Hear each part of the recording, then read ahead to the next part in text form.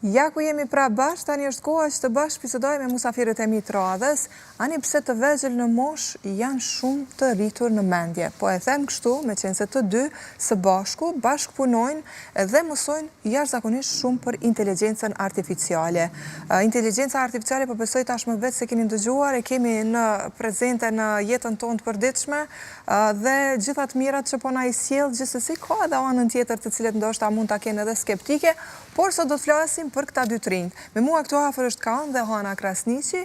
Kaoni është 14 vjeçar, ndërsa Hana është 10 vjeçare, të dy ndajnë së bashku datën e lindjes, por që janë edhe bashkëpunëtor shumë të mirë në punë. Mirë se erdhat. Mirë se ju gjatë. Është shumë kënaqësi ju pas në studion 410, përveç inteligjencës artificiale, gjithsesi sot do të flasim për ju të dy, edhe bashkëpunimin që ju vetë se keni fillu ta keni. Do të kthehemi pak mbrapa në kohë për të na tregu fillimet, fillimisht me programimin dhe se si keni arrit që të mësoni për inteligjencën artificiale. Po, le të fillon Hana. Lutem. Unë kom arrit me mësu inteligjencën artificiale prej Kaunit për shkak edhe më ka lind kur ishtja të di për inteligjencën artificiale edhe prindërit përveç që më kanë thonë ma kanë rekomandu këtë kurs, unë edhe me Kaunin më kanë ndihmu.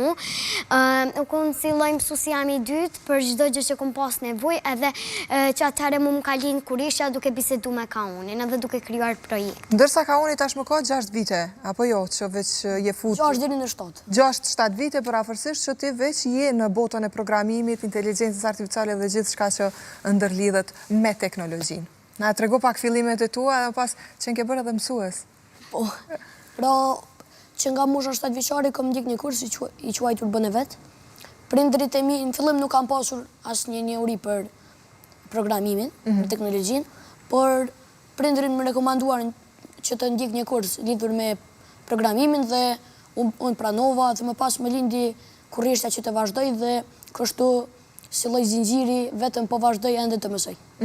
Si kanë qenë këto 7 vite, çfarë ke arritur të mësosh edhe çfarë ke arritur të sjellësh, po themi, për gjithë ata që nuk është se kanë informacione mjaftueshëm, jo vetëm për programimin, por edhe për inteligjencën artificiale, por në këtë rast edhe sa ke arritur edhe prindrit, meqense e the që nuk është se kanë pasur njohuritë të duhura.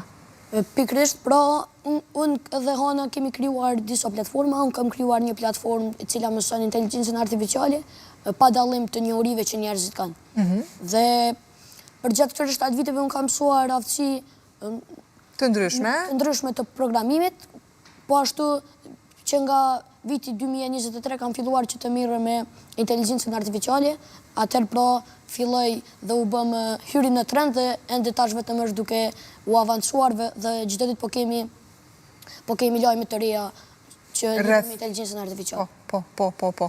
Na trego pak për platformën. Çfarë mund të mësojmë tek platforma të cilën e ke krijuar ti? Pra në këtë platformë njerëzit që kanë, për shembull, mund të kesh njohuri bazike, mund të kesh njohuri më të avancuara, mesatare, mund të mësojnë inteligjencën artificiale. Platforma jon ofron mësim të personalizuar. Për shembull, ti mund të tregosh çfarë punon, apo cilat janë qëllimet e tua, cilat janë kriteret e tua në punë, çfarë bën ti. Dhe platforma jon do të gjeneroj pra një mësim të personalizuar vetëm për ty, vetëm për ato që ke ti nevojë. Do thot, një farë mënyre, çfarë kërkesa mund të drejtohen njerëzit, apo kjo është pa limituar, mund të kenë lloj-lloj kërkesash? Lloj-lloj kërkesat, pra kemi inkuadruar dhe chatbotin, por për shembull ti mund të thuash që je një gazetar, dua që të rris produktivitetin tim duke përdorur inteligjencën artificiale, dua të mësoj ende më shumë se si të shkruaj prompts, e kështu me radhë. Për arsye që platforma jonë është më e fokusuar tek se si të shkruajmë prompts. Prompts janë komandat për ata që nuk e dinë, janë komandat që ne i shkruajmë një large language model apo modele të tjera dhe i shkruajmë dhe më pas ajo do të na gjenerojë ne. Dhe në mënyrën se si ne i shkruajmë ato, edhe rezultati do të jetë më i mirë nëse prompts janë më të detajuara. Padyshim që po dhe mund të ndihmoj profesione të ndryshme që nuk ka rëndësi se çfarë mund t'jenë ato. Në këtë rast keni bashkëpunu bashkë edhe me Hanën. Po, unë me Kaunin kena bashkëpunu me ndërtu një projekt, ka të bëj për temën matematik, nga klasa parë deri në klasën e 5, jemi duke lancuar dhe pe avancojmë edhe ma shumë, aty i ki platformat e klasës të parë 2, 3, 4, 5, edhe nuk kena me bu vetëm me lëndën matematik, do të bëjmë edhe me lënda tjera, vetëm duhet ta avancojmë edhe ma shumë. Dhe si funksionon si platformë? Nxënësit nga klasët e para deri në klasën e 5, po besoj që kanë mundësi që ti rritin njohuritë e tyre apo thjesht të ushtrojnë ndoshta edhe për ndonjë test, pse jo të mundshëm që mund ta kenë.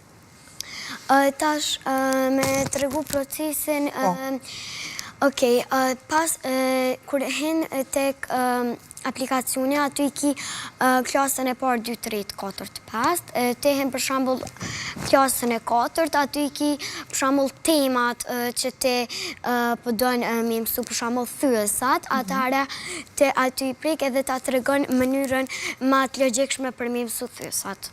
Do të të thjeshtëson një farë mënyrë edhe mund të jetë më e lehtë nga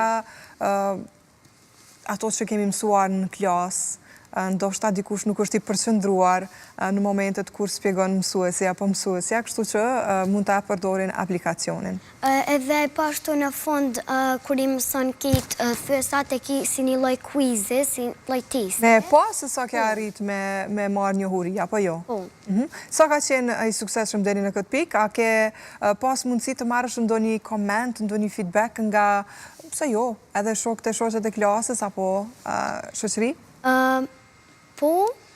Deri dikon, a? Po. Edhe që e veçan është që është pra e feedbacku që po e përmend ti, do jap inteligjencë artificiale. Si? Për shembull, si funksionon? Pra, besojmë që ti në bazë të bisedës që ti po i ke me inteligjencën artificiale, pyetjeve që po i thua inteligjencës artificiale, po ashtu në bazë të përgjigjeve që ti po i bën, inteligjenca artificiale do të analizoj përgjigjet tua, do të analizoj gjitha aktivitetin të në platformë dhe më pas do të jap një insight apo feedback. Pra, çfarë po them me këtë është që, për shembull, do të këshilloj në këtë rast me thyesat, mëso thyesat më mirë për arsye që kur po janë më të komplikuara ti nuk po i di. Këtu po të rekomandoj një kurs lidhur me thyesat më të avancuara për nivelin tënd. Po. Do të cakton edhe mundësin për me u avancu më tutje. Tani, apo flasim pak për inteligjencën artificiale në përgjithësi dhe për impaktin që ajo ka dhe ka filluar të ketë, jo vetëm në jetën tonë të përditshme, po gjithsesi edhe tek pjesë të tjera, qofshin në profesione, qofshin në teknologji, në ku ta di, ndoshta edhe në për makineri të ndryshme tashmë po përdoret. Pra, inteligjenca artificiale që nga viti 2023 është bërë një temë mjaft e diskutuar globalisht. Inteligjenca artificiale pra mund ta ndojmë në shumë dikë të ndryshme. Kryesisht ne për çfarë po flasim është inteligjenca artificiale gjenerative, kjo që kur i kërkon diçka ai do të kthej përgjigje. Të kthej përgjigje, po. Por kemi edhe tema të ndryshme, por ne jemi fokusuar tek ky tip inteligjencës artificiale. Ajo që më pëlqen më shumë tek inteligjenca artificiale është edukimi dhe arsimimi. Shumë shtete në botë janë duke implementuar inteligjencën artificiale në sistemin e tyre të edukimit. Pra, kemi vende që nuk janë shumë të zhvilluara, si Estonia, cilat prapë po inkuadrojnë inteligjencën artificiale në mësim. Por kemi edhe deri te vendet më të avancuara, por për shembull edhe tek vendet që nuk janë shumë të avancuara, ato po e implementojnë atë, duke rritur efikasitetin e mësimit. Dhe shpresoj shumë që edhe në sistemin tonë arsimor do të ketë mundësi që të inkuadruar inteligjencë artificiale dhe të krijohet një kurrikul bashkë me inteligjencën artificiale. Po apo pranohet siç duhet, sepse e thash edhe në fillim, ka edhe prej atyre që friksohen paksa nga inteligjenca artificiale ose thjesht nuk e pranojnë as lehtë të gjitha të mirat që po i sjell. Tash ndryshe është edhe një temë që po diskutohet është matja e shkollës së zhvillimit të shteteve. Tash ka me qenë një mënyrë tjetër se si ka më mat zhvillimi i një shteti. Ka me qenë se sa e kanë të implementuar inteligjencën artificiale, qoftë në arsim, qoftë në shëndetësi, qoftë në shumë fushat e tjera. Dhe për shembull kur shumica e shteteve në botë, ndoshta jo tash, por pas 2 deri në 3 vitesh do ta përdorin inteligjencën artificiale, pse ne të mos e përdorim? Sepse ata do të kryejnë punë më shpejt, do të zhvillohen më shpejt dhe ne vetëm do të mbesim më mbrapa. Po këtyre personave të cilët nuk është se po e besojnë sa duhet, apo thjesht nuk po i lejojnë, jo vetëm fëmijët e tyre, po ndoshta edhe nxënësit, duke menduar që po bëjnë plagjaturë, ku ta diunë, çfarë mendimi ke për këtë kategori të njerëzve? Ta persona nuk i kanë zbuluar ende të mirat që po i sjell. Me fjalë të tjera. Po. Hana, më trego pak për të ardhmen. Çfarë ke në plan të krijosh tjetër? Dhe po e kuptoj shumë mirë që në krah me Kaonin besoj që ju do t'jeni një dyshe perfekte që do ta ndryshoni komplet botën. Unë me të ardhmen e kom plan dhe kom bisedu me Kaonin që une kom qef me Kaonin ta bëjmë një lloj biznesi së bashku, që ka të bëj për shembull me inteligjencën artificiale, aty të krijuajmë një aplikacione të ndryshme, e tjerë, website e kështu me radhë. Kaon, si është me punu tani me Hanën? Është mjaft interesante sepse e shoh një entuziazëm mjaft të madh tek Hana dhe mendoj që çdo fëmijë i cili ka entuziazëm do të arrijë shumë gjëra të mëdha dhe mendoj që vetëm bashkë me Hanin do të arrijmë shumë gjëra të mira dhe do të zgjidhim probleme të ndryshme së bashku. Si mendon që do ta ndryshojë të ardhmen inteligjenca artificiale? Në përgjithësi apo në një fushë specifike? Në përgjithësi. Tani ajo vetë se ka filluar të ndryshojë, edhe ka shumë persona, unë po e përsëris prapë, ka shumë persona që po friksohen qoftë për vendet e punës, që shumë vendet e punës kanë filluar edhe një farë mënyre të shuhen apo të zbehen, pikërisht për shkak të impaktit të inteligjencës artificiale. Pra, është pak, e ka dhe ato negative si po e përmenti, po sepse mja vendet njerëzit po pushohen nga puna në disa kompani të mëdha në Shtetet e Bashkuara, në Evropë, për shkak të inteligjencës artificiale. Por çfarë do ndodhë është që do të krijohen punë të reja, do të krijohen industri të reja, ku për shembull gjenerata ime, gjenerata e Hanës, e fëmijëve të tjerë, do të kenë mundësi që të shprehin talentin e tyre në disa industri të cilat nuk janë parë më parë. Po, dhe nuk mund t'i kryen inteligjenca artificiale në këtë rast generative, siç e përmende. Po, pikërisht. Dhe për shembull do të fokusohet më shumë tek kreativiteti. Kreativiteti, po e citoj këtu një thënie të krijuesit të OpenAI, ChatGPT-s, Sam Altman, i cili ka thënë që një nga aftësitë kryesore që fëmijët e të ardhmës duhet të kenë është mjaft shumë sa jemi ne të përshtatshëm. A mund të mësojmë një gjëra të reja shumë shpejt, sepse aq shumë do të kemi risi të reja, saqë ne do të kemi nevojë për aftësi të mësimit të shpejt. Do të ndryshojnë gjërat në shpejtësi marramendse, sa që duhet të jemi të aftë të përshtatemi pikërisht me këto të reja që po na i sjell teknologjia në përgjithësi, po në këtë rast ato që vinë edhe nga inteligjenca artificiale.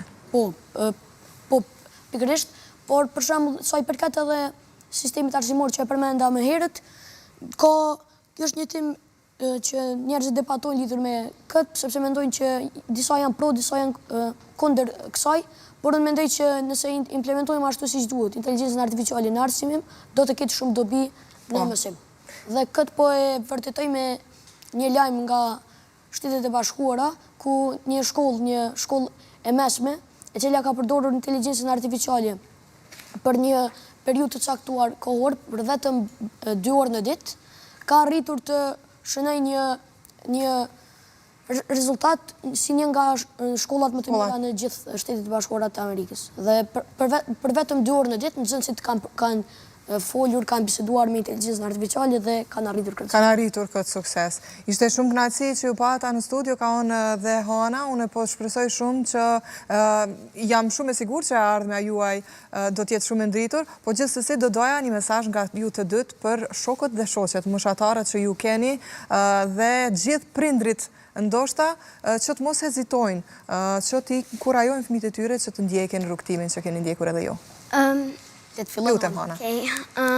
Unë mendoj për një mesazh për gjithë fëmijët që po na ndjekin. Gjithmonë ti provojmë gjërat pa marrë parasysh çfarë sfide kena përpara, ne t'i provojmë dhe pastaj ta dim se cila të pëlqen ty. Ndjekim ëndrat tona edhe inteligjenca artificiale nuk do të përdoret vetëm për t'i kopjuar detyrat, do të përdoret për ta mësuar dhe ta kuptuar atë, dhe inteligjenca artificiale është për t'i rritur njohuritë. Mesazhi Kaoni? im soi përket fushës të inteligjencës artificiale për gjithë fëmijët, prindërit që po na ndjekin, është që duhet që t'i dim të gjitha gjërat për inteligjencën artificiale, sepse inteligjenca artificiale nuk do të ketë limite, çdo ditë do të jetë më e zhvilluar dhe nuk duhet të themi e mësova inteligjencën artificiale, sepse vetëm një javë pauzë dhe ti do të shohësh që ka ndalur dikujt rreth 30, për shembull, një numër i konsiderueshëm i aplikacioneve dhe ti më pas nuk ke njohuri për to. Mbetesh shumë mbrapa. Faleminderit edhe një herë, ju shkoftë mbar. Faleminderit. Miqtë mi dashur, tani është koha ta ndjekim edhe një material tjetër të cilin e ka përgatitur Elsa. Në fokus e kemi një emërgjimtar i cili ka lënë